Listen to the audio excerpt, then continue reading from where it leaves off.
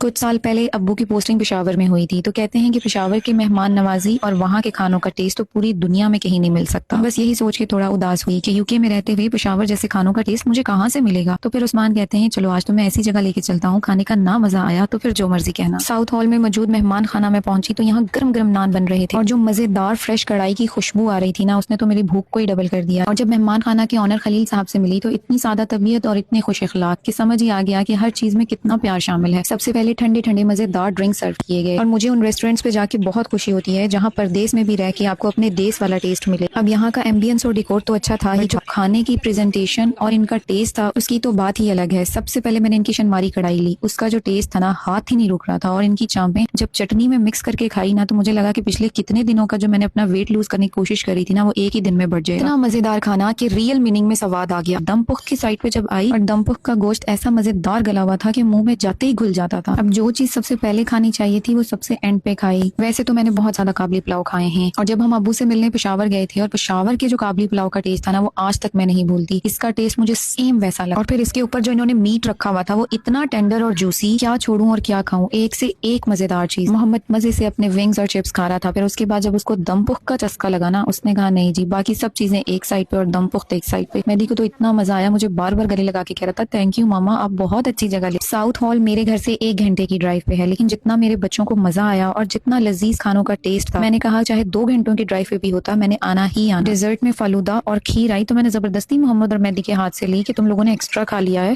अब बस कर जाओ। पठानों के रेस्टोरेंट में आऊं और कहवा ना पीऊं, ऐसा कैसे हो सकता है। ना खा लिया था ना, अगले 4-5 दिन तो दबा के एक्सरसाइज के भी गुजरने थे ताकि वेट तो एटलीस्ट मेंटेन रहे। फिर यहाँ से निकले घर की तरफ। आज का पूरा दिन बहुत अच्छा गुजरा। अल्लाह पाक का ढेरों ढेर शुक्र अदा किया। मिलते हैं एक नए ब्लॉग में। अल्लाह हाफिज।